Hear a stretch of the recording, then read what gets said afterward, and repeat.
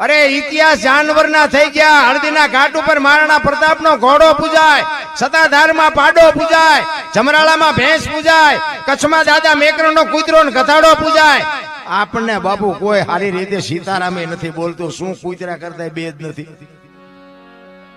હે માણાનું જીવન મળ્યું છે ભલામણા। હું તો એમ કહું અંધારી ઓરડી હોય એમાં એક ભેંસ ને બાંધો અને એમાં એક બસ ભરીને રજકો નાખો અને એમાં એક આંકડાનું પાન નાખો। આંકડામાં સમજો ને, આંકડાનું એક પાન નાખો અને પછી બારણું બંધ કરી દો।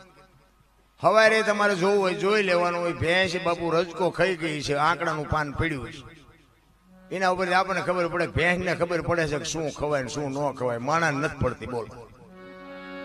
માણા આપણને ખબર જ છે ને બધા માણા, ભલે હું આ તમને કઈ સલાહ દઉં છું એવી વાત નથી, પણ શું ખાય છે ને શું પીવે છે દુનિયા, શું વ્યસનમાં કેટલી આંધળી થઈ જશે આખી દુનિયાને કોને નથી ખબર।